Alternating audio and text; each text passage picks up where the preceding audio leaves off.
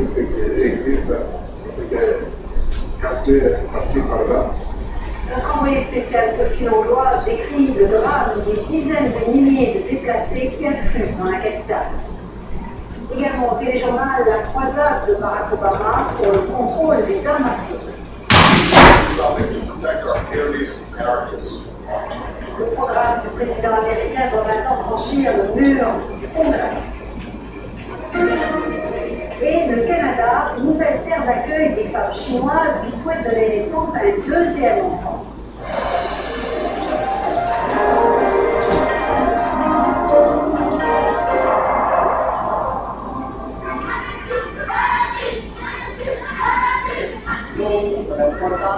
Les blindés français continuent d'avancer en territoire malien en route vers les zones contrôlées par les islamistes. Mesdames et messieurs, bonsoir. Nombreux sont ceux qui craignent qu'une intervention étrangère au Mali ne mette le feu aux poudres.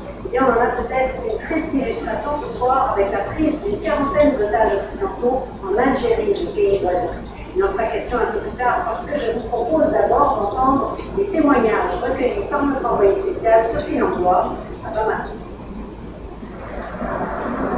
La capitale malienne est encore plus terminée par les combats. Le pôle près est à 400 km d'ici. Mais l'offensive lancée au centre du pays il y a 6 jours entraîne de nouveaux flux de déplacés. Ils sont près de 40 000 à Bamako, hébergés par des amis ou des proches qui ont droit aux rations en grade alimentaire de l'ONU. Combien vous accueillez de personnes? C'est beaucoup. Souvent, je trouve des gens, souvent, c'est pas quand je viens. Les premières fois que je fais le recensement, il y a à peu près 20 personnes. À Salek, les artisans Touareg a fui la pauvreté de sa région il y a longtemps. Il recueille les habitants de son village qui fuient sporadiquement la violence et les horreurs de la charia imposée par les islamistes. Ils amputent les mains ou les pieds, les présumés voleurs. Mokhtar et Suleiman sont arrivés à Bamako il y a 2 mois, après avoir été amputés de la main droite.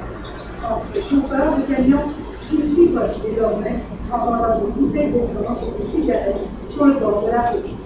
Il n'y a pas 30 minutes qui passent, dit-il, sans que je pense à ma mère, à tout ce que je peux plus faire. Mourir une fois pour toutes, c'est mieux que ça. Suleiman, qui avait une fille de 3 ans, a subi les pires tortures en prison pendant 3 mois. À la fin, comme il refusait d'avouer un crime qu'il n'avait pas commis, on lui a coupé la main.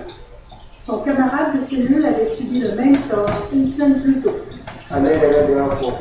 C'est mon propre frère qui a demandé qu'on me coupe la main, dit Mokhtar, qui avait refusé de devenir djihadiste comme son aîné. Mokhtar et Suleiman viennent parfois se reposer ici, chez des amis. 3 familles avec 11 enfants vivent dans cette maison, ce jardin. On ressent beaucoup la crise, dit-elle. Ma paie est souvent retardée et les prix au marché augmentent tous les jours. Aminata n'est pas capable de nourrir sa famille avec son salaire de femme de ménage. Les amputés de Gao dorment donc de plus en plus souvent dans la rue. Autre demeure, autre jardin. 18 familles de déplacés vivent ici, prises en charge par une église baptiste. La plupart sont des chrétiens qui ont fui les persécutions à Gao. Tout ce qui est chrétien, tout ce qui est église ont été cassés par-ci par-là. Et après, enfin, c'est là-bas que nous, on se dit que vraiment, on ne se retrouve plus. Une rébellion lancée par des Touaregs nationalistes, détournée par des islamistes radicaux, a divisé le Mali en deux, réveillant de vieilles tensions ethniques, raciales, religieuses. Les Maliens souhaitent que le conflit au nord s'apaise pour que ces fantômes se rendorment au plus vite. C'est magnifique.